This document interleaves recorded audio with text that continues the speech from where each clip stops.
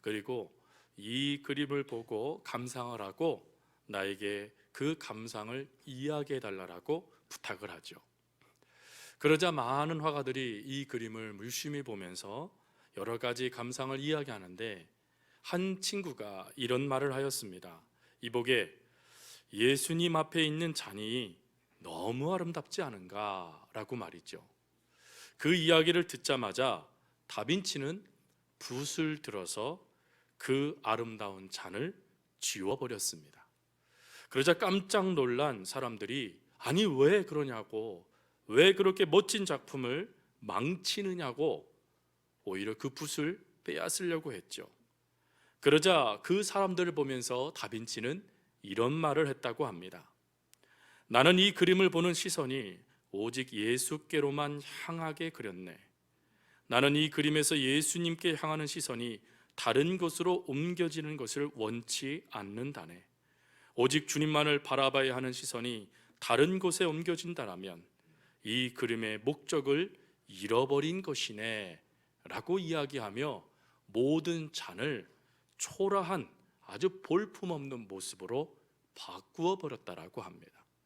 즉 예수님께 집중돼야 될 시선인데 그 시선을 다른 곳으로 흩어버리는 그것이 신앙이 아니기에 예수님께 집중하기 위하여 그와 같은 결단을 내린 것이 다빈치의 결단이었습니다. 사랑하는 성도 여러분, 지금 우리가 2019년도의 마지막 주일 아침에 하나님 앞에 예배를 드리고 있습니다. 여러분 지금까지 살아오시면서 여러분들은 무엇을 바라보셨습니까? 그리고 무엇에 시선을 고정하며 지금까지 살아오셨습니까? 예수 그리스도를 믿는 하나님의 자녀들이기 때문에 당연 우리들의 시선은 하나님께 고정되어 있어야 됩니다. 그럼에도 불구하고 지금 나의 시선을 나누게 만들고 있는, 내가 바라보고 있는 것은 무엇인지 우리는 오늘 이 마지막 주일 아침에 이것을 점검해 볼 수 있어야 됩니다. 하나님은 우리의 시선이 나누어지기를 원치 않으십니다. 그 시선이 온전히 하나님께만 집중되기를 원하시죠. 바로 그 집중되어지는 것, 하나님께 모든 시선이 집중되어 하나님만 바라보길 원하시는 말씀이 바로 오늘 본문의 말씀이기도 합니다. 오늘 말씀의 배경은 요시야 왕 때의 배경입니다. 요시야 왕은 특별히 유다가 이스라엘과 유대로 나누어졌죠. 그때 이 유대의 16번째 왕이 요시야 왕입니다. 요시야 왕의 할아버지는 므낫세입니다. 여러분 므낫세를 뭐라고 평가하냐면 저가 아합의 길로 걸었더라 라고 되어져 있습니다. 아합은 이스라엘의 악한 왕으로서 하나님의 길을 걷지 않는 왕들을 평가할 때 늘 언급되는 인물이 아합 왕이죠. 유다의 모든 왕들이 다윗의 길로 걸어가야 되는 것이 하나님의 뜻입니다. 그럼에도 불구하고 이 므낫세는 철저하게 하나님을 버리는 작업을 합니다. 하나님의 성전에 이교도들의 사당을 세우고 모든 산들마다 산당을 세워서 그곳에서 음란한 일들을 벌이도록 우상 숭배를 하도록, 그리고 영적으로 완전히 하나님을 배교한 민족이 되도록 만든 왕이 므낫세 왕이었습니다. 그 아버지의 모습을 닮았을까요? 그 다음 15번째 왕이었던 아몬이라는 왕도 하나님의 길로 걷지 않고 아버지 므낫세의 길로 걷다가 하나님의 심판을 받습니다. 그러다 보니 채 준비도 되지 않는 왕, 그 왕이 바로 요시야 왕이었어요. 이 요시야 왕이 왕으로 등극할 때의 나이가 8살이었습니다. 지금 나라는요 완전히 피폐해졌습니다. 하나님은 이스라엘을 버렸습니다.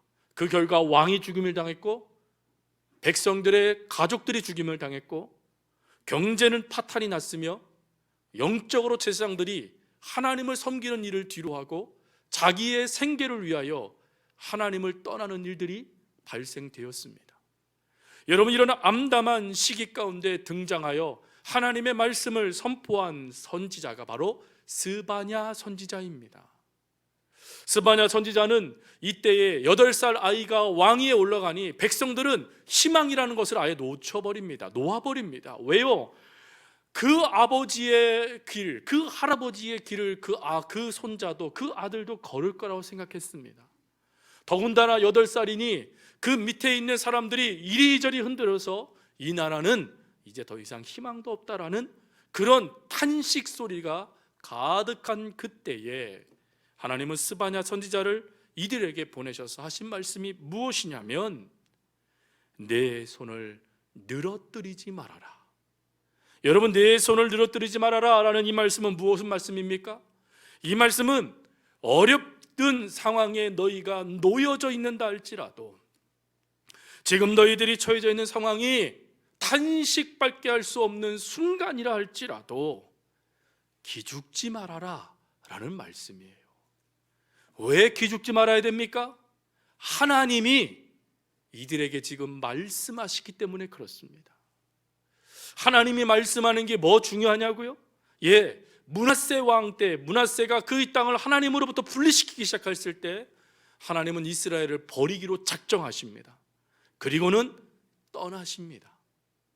어떠한 것으로도 말씀하지 않으셨어요. 그런데 이 요시야 왕 8살밖에 되지 않는 이 왕이 등극할 때 하나님은 비로소 60년의 세월이 지난 다음에 말씀하기 시작하시는 겁니다. 근데 그 말씀이 무엇이냐면 바로 희망의 말씀, 격려의 말씀이에요. 너희들 두 손 늘어뜨리지 말아라, 기죽지 말아라, 힘을 내어라 라고 말씀하시며 오늘 우리들, 특별히 이 땅을 살아가는 우리들에게 이와 같이 기죽을 수밖에 없고 절망할 수밖에 없고 탄식할 수밖에 없는 상황들이 밀고 들어온다 할지라도 하나님의 백성들인 너희들이여 기죽지 말고 손 늘어뜨리지 말고 내 말을 듣고 일어서 믿음의 걸음을 걸어가라. 그것이 바로 하나님께서 오늘 우리들에게 들려주고 싶은 희망의 메시지입니다. 그러면서 두 손을 늘어뜨리지 않는 이유, 희망을 가질 수 있는 이유, 그리고 그 세상에, 그 상황에 절망하지 않고 다시 일어설 수 있는 이유를 하나님은 오늘 본문 말씀을 통하여 4가지를 이야기하세요. 첫 번째, 용서해 주겠다라는 것입니다. 여러분, 지금 이스라엘의 가장 큰 문제는 무엇이냐면 영적으로 육적으로 하나님을 버린 것입니다. 우상 숭배에 빠져져 있었고, 음란에 사로잡혀 있었고, 그리고 향락에 빠져서, 그리고 물질의 만능주의에 빠져서 하나님 없이 살 수 있다라는 착각 속에 그들의 모든 것이 피폐해짐에도 불구하고 그 거짓된 쾌락에 빠져 있었던 사람들이 바로 이스라엘 백성들이었어요. 이들은 하나님을 찾지도 않았습니다. 그 상황이 좋았습니다. 물론 탄식이 나옵니다. 물론 입속에서 눈에서 눈물이 나옵니다. 그리고 어쩔 줄 몰라는 상황이 펼쳐져도 괜찮다라는 것이에요. 그런데 그들을 향하여 하나님이 뭐라고 말씀하시냐면 15절 말씀에 여호와가 너희의 형벌을 제하였다 라고 말씀하시는 거예요. 이게 무엇입니까? 용서받을 수 없는 자들을, 용서받을 수 없는 그 행위를 하나님께서요 덮어주셨다라는 것입니다. 하나님은 오늘 이 은혜를 우리들에게도 허락하길 원하세요. 사랑하는 성도 여러분, 이스라엘 백성들의 그 역사를 바라보면서 우리가 이 사람들 믿음 없네 하면서 혀를 찹니다. 그런데 현실은 어떻습니까? 우리도 이들과 동일하잖아요. 여러분, 우리들도 하나님의 시선, 하나님을 향한 시선을 놓치지 말아야 되고 하나님의 말씀을 지켜야 되고 그 말씀을 목숨을 걸고 살아가야 되는 것이 우리 그리스도인들의 순종의 모습입니다. 그런데 우리는 어떻습니까? 육신이 약하여져서 마음은 원이로되 하면서 어쩔 수 없었다라고 하며 핑계대는 게 우리들의 모습이지 않습니까? 근데 그런 핑계대는 모습조차도 하나님이 뭐 하신다고요? 용서하신다는 거예요. 그러니 그것이 은혜이지 않겠습니까? 나는 그것이 죄인지도 알지 못하여, 나는 그것이 죄라고 생각도 하지 않았습니다. 오히려 그것이 옳은 길이라 생각했는데 하나님의 말씀이 들어올 때 부끄러운 거예요. 그 말씀으로 내 신앙을 점검하니 내 삶이 거짓된 것입니다. 그러니 그 말씀 앞에 죽을 수밖에 없는 존재가 된 것이 바로 이스라엘의 상황인데, 하나님은 그들을 향하여 말씀하시는 거예요. 아니, 너희들은 죽지 않을 거야. 왜? 내가 너희들을 용서할 것이기 때문에. 하나님이 용서하신다는 것입니다. 이런 이야기가 있습니다. 두 친구가요, 사막길을 걸어갑니다.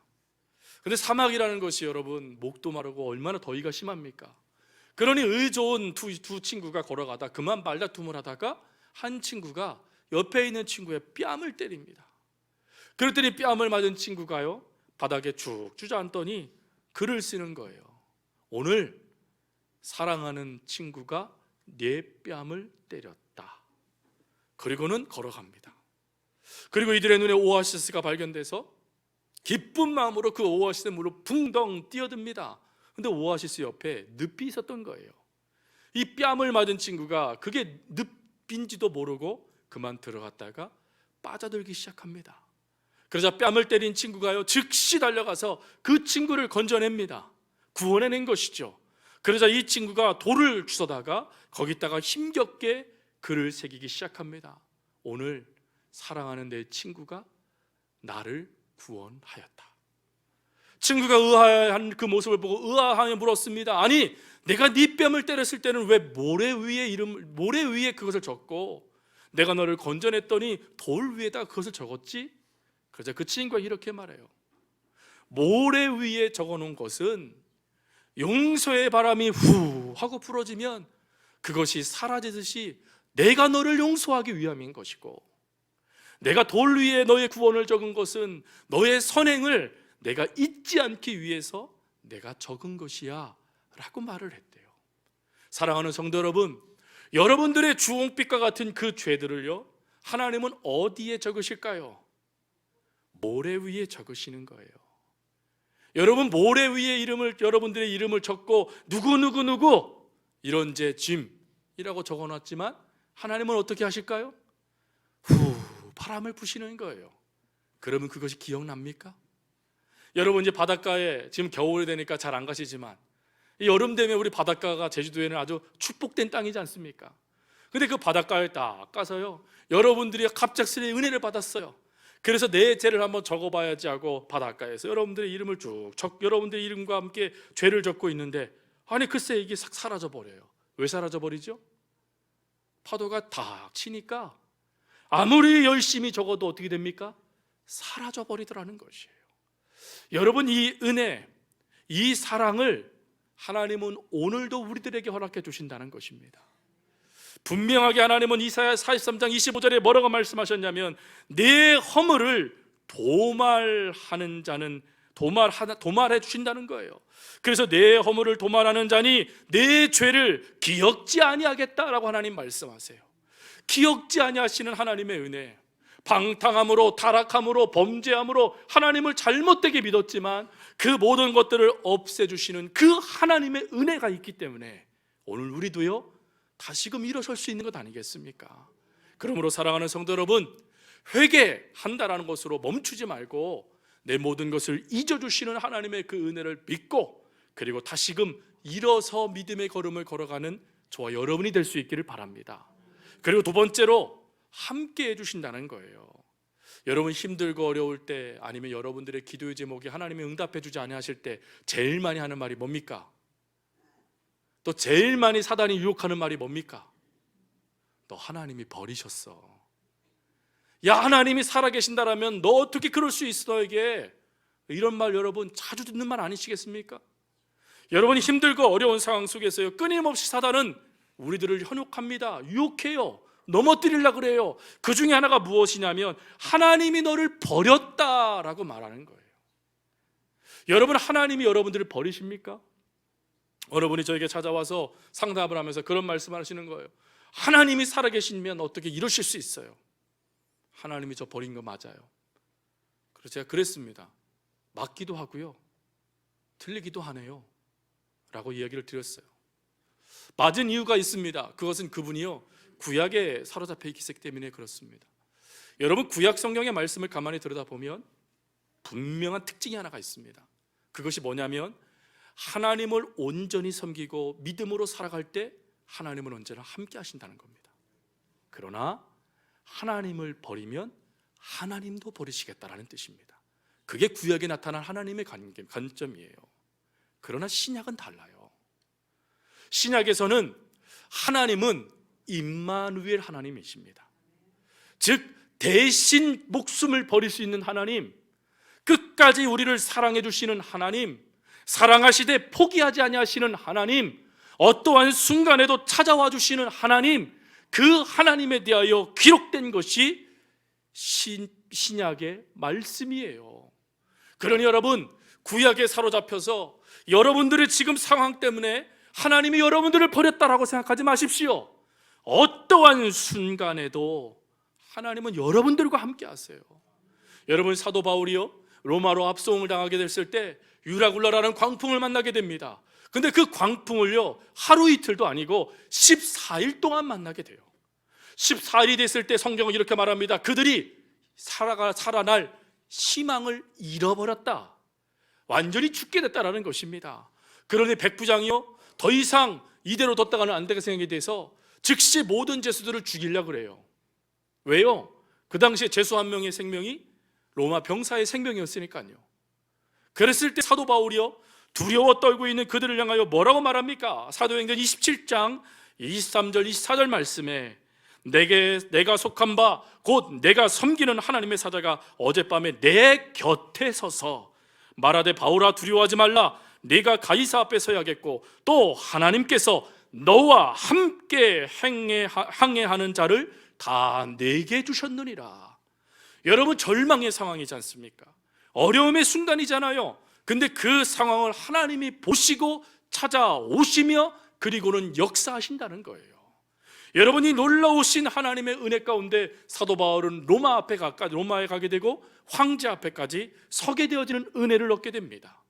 분명한 것은 이 은혜는 오늘 이 땅을 살아가는 우리들에게도 하나님께서 들려주고 싶은 말씀이에요. 사랑하는 성도 여러분, 우리 하나님은요, 저와 여러분과 언제나 함께 하세요. 여러분들이 어떠한 모습으로 어떠한 마음으로 갖고 하나님을 멸시하고 골방에 가둔단다 할지라도 끝까지 포기하지 아니하시며 여러분들을 사랑해 주시는 분이 바로 저와 여러분들이 믿고 있는 아버지 하나님이십니다. 오늘 스바냐는 이 아버지 하나님이 뭐라고 표현하고 있냐면 그는 구원을 베푸실 전능자시다라고 말합니다. 구원을 베푸실 전능자라는 이 말씀은 무슨 말씀이냐면 어떠한 순간에도 건져내 주시는 용사가 되어 주신다라는 뜻입니다. 여러분들이 지금 어떠한 상황에 놓여 계십니까? 어떠한 것이 여러분들을 파도처럼 삼키려고 하십니까? 그럼에도 불구하고 용사 되신 하나님이 여러분 곁에서 여러분들을 건져내십니다. 절대 하나님은 여러분들을 포기치 아니하세요. 지금 여러분들의 눈에는요, 그 역사가 보이지 않을 수 있습니다. 하지만 하나님은, 여러분과 함께 하시는 하나님은 가장 좋은 것으로 여러분들에게 응답해 주십니다.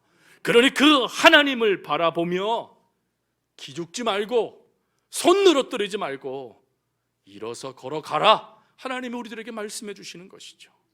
그리고 세 번째로는 그럼에도 불구하고 하나님이 우리에게 또 무슨 말씀을 하시냐? 내가 너를 사랑한다 라고 말씀하시는 거예요. 함께 하겠다라고 말씀만 하시는 것이 아니라, 죄를 용서해 주겠다라고만 말씀하시는 것이 아니라 내가 너를 사랑한다라고 말씀하시는 거예요. 사랑할 가치가 있습니까? 사랑할 조건을 우리 갖췄습니까? 이스라엘 백성들이 사랑받을 만한 무슨 일을 행했습니까? 아니요. 더러운 존재가 맞습니다. 그럼에도 불구하고 사랑하신다는 거예요. 여러분이 이 사랑의 깊이를요, 한 탐험가는 이런 말을 했습니다. 남극을 탐험하면서 다림줄을 내립니다. 그 다림줄을 내리면서 그 바닷물의 깊이를 재는데 한 곳에는 아무리 밧줄을 내려도 다림줄을 통해 그 깊이를 알 수가 없는 거예요. 그랬을 때 그는 이런 말을 합니다. 그 모든 깊이를 정확하게 적은 다음에 거기에 가로를 치고 이런 말을 합니다. 그보다 훨씬 더 깊다. 사랑하는 성도 여러분, 여러분들이 죄의 수령에 어떻게 빠져 있는지, 여러분들이 어떠한 상황이 여러분들을 매몰시키고 있는지, 그 모든 것들보다 하나님의 사랑이 더 깊다라는 것입니다. 그 모든 것들보다 하나님의 사랑이 훨씬 더 넓다라는 거예요. 그래서 사도 바울은 에베소서 3장 18절 19절에 뭐라고 말합니까? 모든 성도들과 함께 너비와 길이와 깊이와 높이가 어떠함을 깨달아. 그 다음 말씀, 지식을 뛰어넘는 그리스도의 사랑을 알아. 하나님의 모든 충만하심으로 충만하게 되기를 구하노라.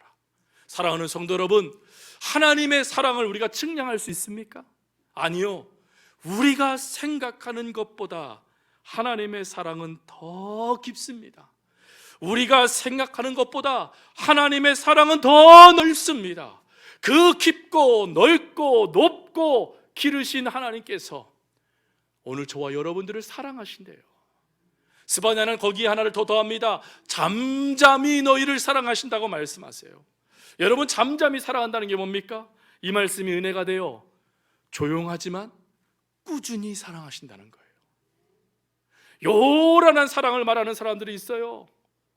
가끔 우리 자매님들이 속는 거, 오빠 믿지? 오빠 나 사랑해. 속은 거잖아요. 요란해요. 선물로요 막 다가와요. 그렇다고 사랑이 쭉 꾸준하게 진행됩니까? 어느 순간에 그 사랑을 잃어버리지 않습니까? 그런데 하나님은 그렇지 않으시다라는 거예요. 하나님의 사랑은 잠잠히 사랑하신대요. 꾸준히 변함없이 저와 여러분들을 사랑하신대요. 어느 정도까지 사랑하느냐? 이사야 49장 15절 16절에 이렇게 말을 합니다. 여인이 자기의 젖먹는 자식을 잊을 수 있겠으며 자기 태에서 난 아들을 불쌍히 여기지 않을 수 있겠느냐? 참으로 그들은 혹시 잊을지라도 나는 너를 잊지 아니하리라.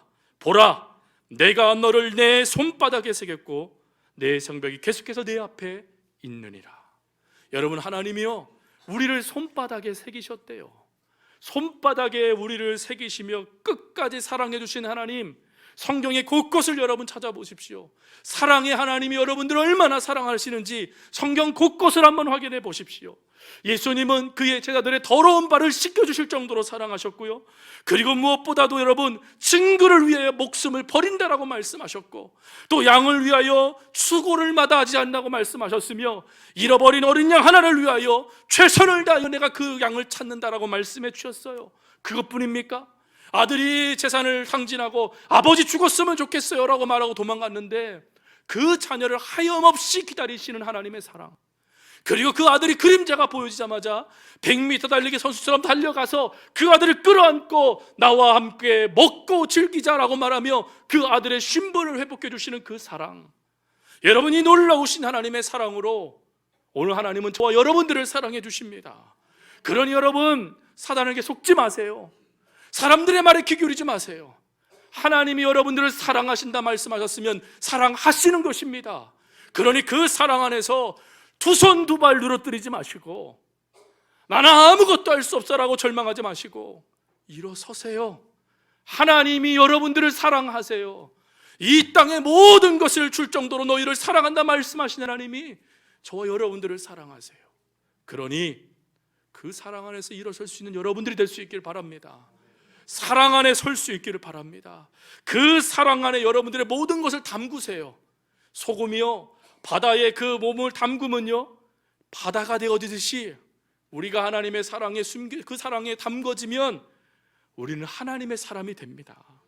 그러니 그걸 믿고 사랑으로 하나님께 담금 바 되어지는 저 여러분이 될 수 있길 바라요. 그리고 마지막 한 가지가 더 있습니다. 그것은요 저 여러분들을 기뻐하신대요. 여러분 17절에 기뻐하다라는 이 단어가 두 번이나 반복됩니다. 두 번이나 반복되는 이 말씀을 들으면서 우리가 왜 주눅이 듭니까?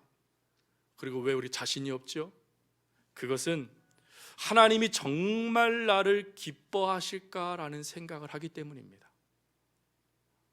하나님, 제 모습이 어떤 모습인지 알고나 계세요? 그런데도 저를 기뻐하신다라고 말씀하실 수 있으세요? 라고 말하는 게 저 여러분들의 모습이기 때문이지 않겠습니까?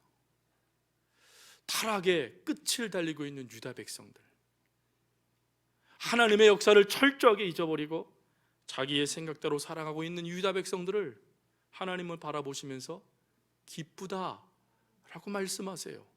여러분 이게 이해가 되세요? 기쁘대요. 이 말씀을 묵상하면서 이해가 되지 않아요. 저도 아니 하나님, 기쁘기보다는 꾸지람을 하셔야죠. 매를 대셔야지요. 매도 사랑이라면서요. 하나님, 그러면 매를 대 돌이키라라고 울면서 저희를 때리셔야지요. 왜 기쁘다라고 말씀하세요? 라고 질문하기 시작했어요. 근데 한참 질문하다가 예전에 제 지인이 보내준 영상을 다시 보게 됐습니다. 그 영상은 온누리교회 사랑 챔버 팀의 영상이었어요. 손인경 교수님이 이끄는 자폐증을 앓고 있는 지적 장애 후 아이들이 구성되어져 있는 챔버 팀입니다. 이 아이들이요 올라오는데요, 그 앞에요 영상이 길어요. 왜 기냐면 제일 먼저 엄마들이 뭐 하냐면 악기 갖다 놓습니다. 의자 갖다 놓습니다. 그리고 아이들을 세팅을 합니다. 또 아이들을 한 명씩 데리고 와서 그 자리에 앉힙니다. 그리고 악기를 쥐어줍니다. 활을 쥐어줍니다. 끊임없이 옆에서 챙겨줍니다. 그리고는 부모님이 내려가요. 그러면 부모님들이 그때부터 아이고 수고했다, 이제 끝났어? 그래요? 아니요.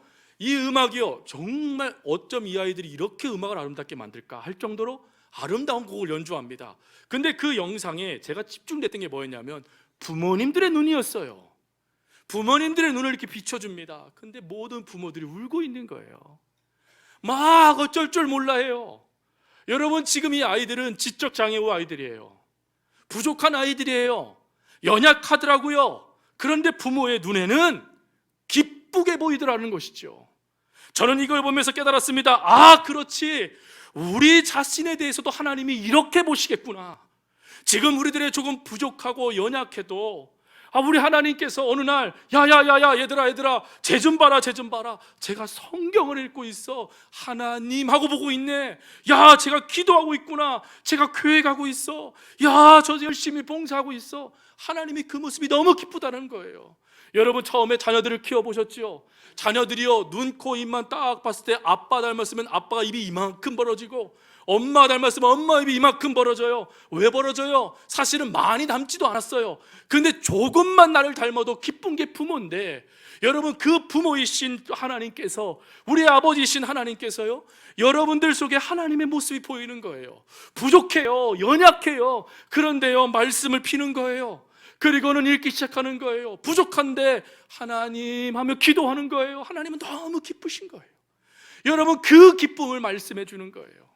여러분, 우리가 사실은 기쁨의 존재가 되지 못한다고 생각하는 것은 우리가 질그릇이라 생각하기 때문에 그렇습니다. 질그릇은 보잘것 없어요, 여러분. 그런데 하나님이 기뻐하신 것은 그 질그릇 안에 뭐가 담겨 있습니까? 보배로우신 예수 그리스도가 담겨 있기 때문에 그래요. 여러분, 저와 여러분은 부족해요, 연약해요. 할 줄 아는 게 아무것도 없어요. 하나님의 일 한다 그러면 하나님의 일을 거절해버리고, 그리고 다른 거 하고 싶어 해요. 그게 우리들이에요. 그런데 하나님께 반응 하나 했다고, 하나님 사랑한다라고 말 한마디 했다라고, 무릎을 꿇었다라고, 말씀을 붙잡았다라고, 세상에 좋은 것들 많은데 그거 포기하고 하나님께 나와 예배하고 있다라고, 또 나를 위해 써야 될 그 예물을 조금이지만 구별해 하나님께 드렸다라고, 하나님이 그걸 바라보시며 기뻐하신대요. 사랑하는 성도 여러분, 우리는 하나님의 이 기쁨의 존재들이라는 것이에요. 그러니 우리를 바라보시고 슬퍼하기보다는 기뻐하시는 하나님이 계신데 어떻게 두 손을 내어드리고 주눅을 들어서 푹 퍼져있는 사람처럼 살아갈 수 있겠습니까? 자그마한 모습에도 기뻐해 주시는 하나님, 발 하나만 떼어도 기뻐해 주었던 부모처럼 하나님이 우리를 그렇게 기뻐해 주세요. 그러니 사랑하는 성도 여러분, 나는 하나님의 기쁨 받는 자이다 라는 이 믿음을 가지고 일어설 수 있길 바랍니다. 2019년도 여러분, 하나님이 이 기쁨 가운데 여러분들 지금까지 지켜주셨을 거예요. 이제 2020년도도 하나님 그렇게 지켜주실 거예요. 어제나 오늘이나 영원토록 변함없이 하나님께서 여러분들과 함께 하실 겁니다. 그러니 그 하나님을 바라보고 일어서십시오. 그 하나님을 바라보고 오늘 스바냐 선지자가 말하는 것처럼 두 손 두 발 늘어뜨리지 마십시오. 하나님이 여러분들의 죄를 용서하세요. 하나님이 여러분들과 함께 하세요. 하나님이 여러분들을 사랑하세요. 하나님이 여러분들을 기뻐하세요. 그 믿음을 가지고 올 한 해를 마감하고, 그리고 새해를 하나님과 더불어 살아낼 수 있는 저와 여러분이 될 수 있기를 간절히 주님의 이름으로 부탁드립니다.